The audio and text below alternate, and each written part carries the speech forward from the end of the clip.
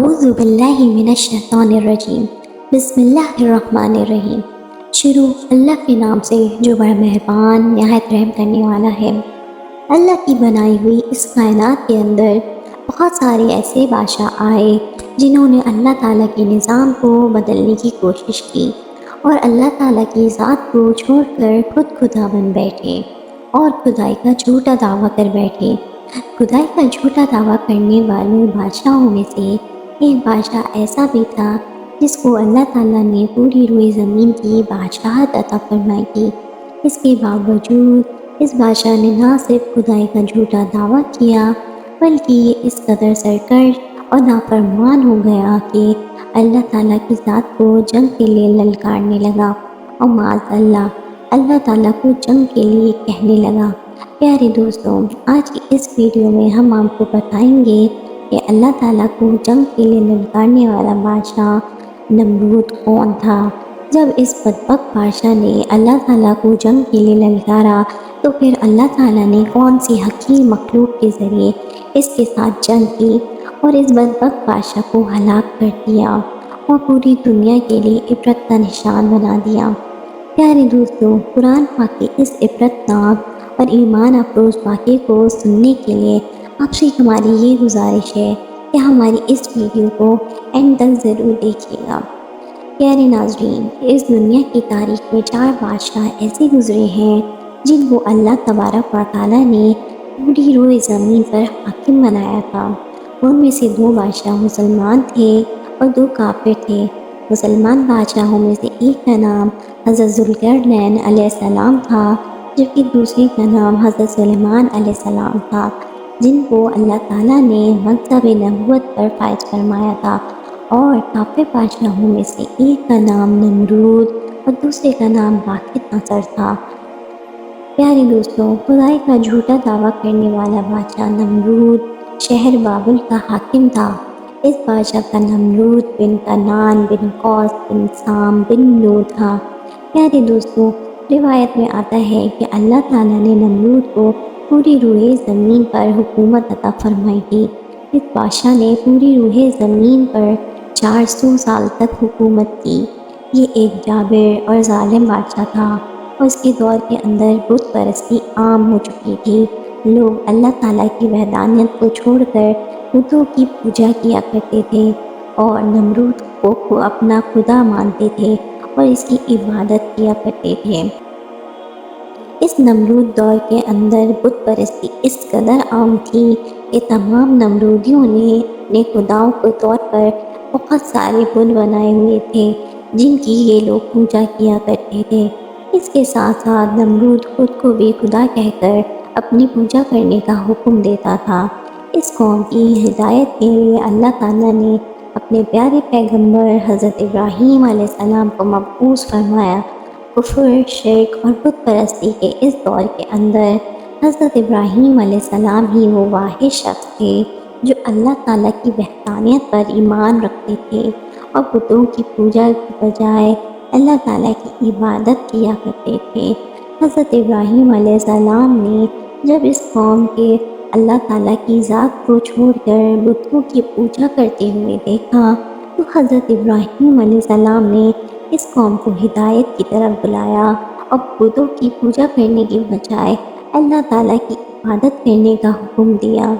حضرت ابراہیم علیہ السلام نے اپنی قوم سے فرمایا کہ اللہ تعالیٰ کی ذات ایک ہے اور ہمیں اسی کی عبادت کرنی چاہیے، لیکن یہ نمرود قوم اپنے کفر اور شرک سے باز نہ آئی اور اسی طرح بتوں کی پوجا کرتی رہی کہ ایک دن حضرت ابراہیم علیہ السلام نے اس قوم کے جھوٹے خداؤں کو اس قوم کے سامنے جھوٹا ثابت کرنے کے لیے ارادہ کیا اور حضرت ابراہیم علیہ السلام اس مقام پر تشریف لے گئے جہاں ان کے تمام بت پڑے ہوئے تھے جن کی یہ لوگ پوجا کیا کرتے تھے۔ حضرت ابراہیم علیہ السلام جب اس قوم کے بت خانے میں پہنچے تو وہاں ان کے تمام بڑے بڑے بت پڑے ہوئے تھے۔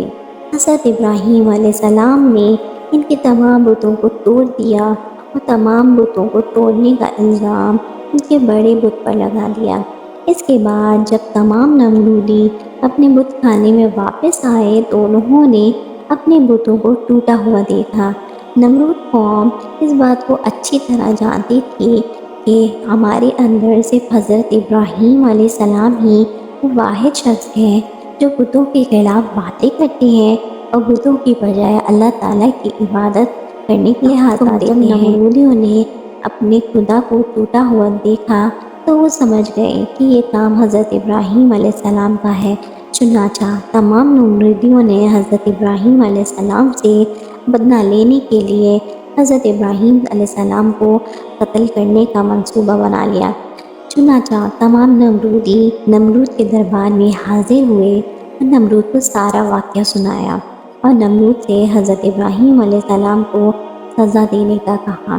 اس طرح نمرودی نے جب یہ بات سنی تو وہ آگ بگولا ہو گیا اور اس نے ایک مکان پر آگ جلانے کا حکم دیا۔ نمرود نے یہ حکم جاری کیا کہ ایک وسیع میدان کے اندر آگ جلائی جائے اور اس کے اندر حضرت ابراہیم علیہ السلام کو ڈال دیا جائے۔ چنانچہ نمرود کے حکم کے مطابق ایسا ہی کیا گیا۔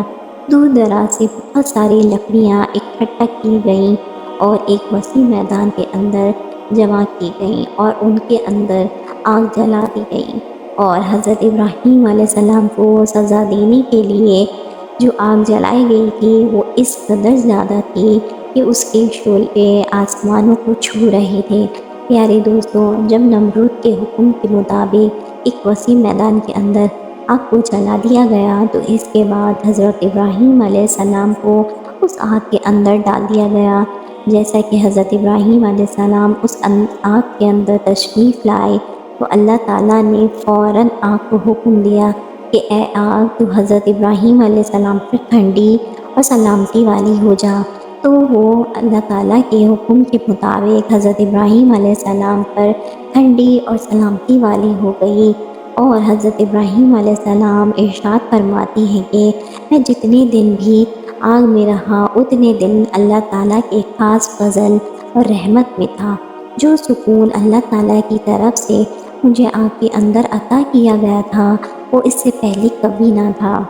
پیارے دوستوں، کچھ دنوں کے بعد حضرت ابراہیم علیہ السلام اس آگ سے باہر تشریف لے آئے۔ یہ منظر دیکھ کر تمام نمرودی حیران رہ گئے، لیکن اس کے باوجود نمرود کی قوم اللہ تعالیٰ کی وحدانیت پر ایمان نہ لائی اور اسی طرح اپنی بت پرستی کے اندر مبتلا رہی۔ لیکن اس کے باوجود حضرت ابراہیم علیہ السلام اپنے عہد سے پیچھے نہ ہٹے اور مسلسل اپنی قوم کو حق کی دعوت دیتے رہے۔ حضرت ابراہیم علیہ السلام نے نمرود کو بارہا دفعہ سمجھایا اور اپنے کفر اور شرک سے باز آنے اور اللہ تعالیٰ کی وحدانیت پر ایمان لانے کا کہا۔ حضرت ابراہیم علیہ السلام کی یہ بات سن کر نمرود اللہ تعالیٰ کی وحدانیت کا انکار کرنے لگا اور حضرت ابراہیم علیہ السلام سے مناظرہ کرنے لگا۔ حضرت ابراہیم علیہ السلام کے سامنے نمرود نے خدائی کا دعویٰ کر دیا۔ نمرود نے حضرت ابراہیم علیہ السلام سے مناظرہ کرتے ہوئے یہ سوال کیا کہ تیرا رب کون ہے؟ تو حضرت ابراہیم علیہ السلام نے ارشاد فرمایا کہ میرا رب وہ ہے جو زندگی اور موت دیتا ہے۔ یہ بات سن کر نمرود مسکرانے لگا اور حضرت ابراہیم علیہ السلام سے کہنے لگا کہ یہ تو میں بھی کر سکتا ہوں۔ چنانچہ نمرود نے تکبر کے ساتھ 2 قیدیوں کو بلایا جن کو سزائے موت ہو چکی تھی۔ ان میں سے ایک کو نمرود نے قتل کر دیا اور دوسرے کو آزاد کر دیا۔ اس طرح نمرود تکبر کے ساتھ حضرت ابراہیم علیہ السلام سے کہنے لگا کہ دیکھو، میں نے ایک کو زندگی دے دی اور ایک کو موت دے دی۔ اس طرح نمرود حضرت ابراہیم علیہ السلام کے سامنے اپنے آپ کو خدا کہنے لگا اور اپنی خدائی کی باطل دلیلیں پیش کرنے لگا۔ اس کے بعد نمرود پھر حضرت ابراہیم علیہ السلام سے پوچھنے لگا، حقیقت کا خدا تو میں ہوں، بتا تیرا خدا کون ہے؟ اس کے بعد حضرت ابراہیم علیہ السلام نے نمرود کو اس کی عقل کے مطابق جواب دیا کہ میرا رب تو وہ ہے جو سورج سے مشرق کو طلوع کرتا ہے اور مغرب میں غروب کرتا ہے۔ اگر تو سچا خدا ہے تو سورج کو مغرب سے طلوع کر کے دکھا۔ چنانچہ جب نمرود نے حضرت ابراہیم علیہ السلام کی یہ بات سنی تو اس کا رنگ اڑ گیا اور وہ لاجواب ہو گیا۔ اس طرح نمرود لاجواب ہو کر اپنی پوری قوم کے اندر ذلیل اور رسوا ہو گیا۔ پیارے دوستوں، اس کے بعد بھی کئی مرتبہ حضرت ابراہیم علیہ السلام نے اللہ تعالیٰ کی وحدانیت کی طرف نمرود کو بلانے کی کوشش کی، لیکن نمرود اپنی سرکشی سے باز نہ آیا اور اسی طرح کفر اور شرک کے اندر مبتلا رہا۔ چنانچہ حضرت ابراہیم علیہ السلام کی بار بار دعوت حق دینے سے نمرود تنگ آ گیا۔ نمرود حضرت ابراہیم علیہ السلام سے کہنے لگا کہ اگر تیرا خدا سچا ہے تو اس کو بول کہ اپنی فوج بھیجے اور میرے ساتھ جنگ کرے۔ چنانچہ جیسے ہی نمرود نے حضرت ابراہیم علیہ السلام کے سامنے یہ بکواس کی تو فوراً حضرت جبرائیل علیہ السلام حضرت ابراہیم علیہ السلام کی بارگاہ میں حاضر ہوئے اور حضرت ابراہیم علیہ السلام سے کہنے لگے کہ اللہ تعالیٰ کا لشکر جنگ کے لیے تیار ہے۔ حضرت جبرائیل علیہ السلام کی یہ بات سن کر حضرت ابراہیم علیہ السلام نمرود سے یہ کہنے لگے کہ اللہ تبارک و تعالیٰ کا لشکر جنگ کے لیے تیار ہے۔ چنانچہ حضرت ابراہیم علیہ السلام کی یہ بات سن کر نمرود حضرت ابراہیم علیہ السلام سے کہنے لگا کہ مجھے 3 دن کی مہلت دی جائے تاکہ میں اپنی جنگ کی تیاریاں کر سکوں۔ چنانچہ نمرود کو 3 دن کی مہلت دے دی گئی۔ پیارے دوستوں، چونکہ نمرود کی حکومت پوری دنیا پر تھی، ان 3 دنوں کے دوران نمرود نے پوری دنیا کے بڑے بڑے جنگجوؤں کو اکٹھا کیا اور بہت سارے ہتھیاروں کو جنگ کے لیے تیار کیا۔ اس طرح جب نمرود نے 3 دن کے اندر اندر اپنی تمام تیاری مکمل کر لی، اس کے بعد نمرود حضرت ابراہیم علیہ السلام سے کہنے لگا کہ ہماری فوج جنگ کے لیے تیار ہے، اپنے رب سے کہو کہ اپنی فوج کو بھیجے اور ہمارے ساتھ جنگ کرے۔ نمرود کی یہ بات سن کر حضرت ابراہیم علیہ السلام نے اللہ تعالیٰ کی بارگاہ میں دعا کی تو اللہ تبارک و تعالیٰ نے مچھروں کی ایک فوج کو بھیجا۔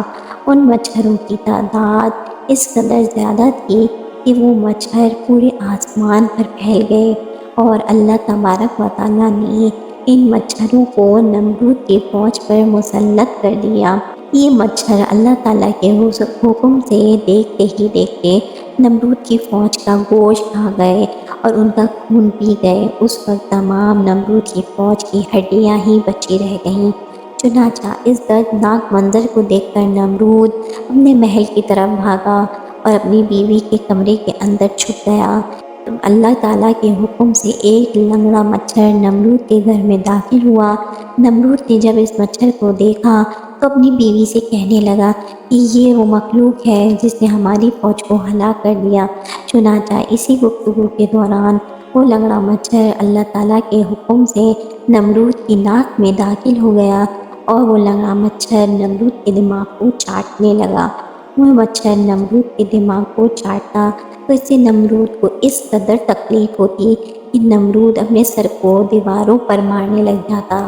اس طرح اللہ تعالیٰ کے حکم سے وہ لنگڑا مچھر نمرود کے دماغ میں کئی دنوں تک رہا کہ اللہ تبارک و تعالیٰ نے اس کو دردناک موت عطا فرمائی۔ یہ اپنے سر کو دیواروں پر مارتا مارتا ہلاک ہو گیا۔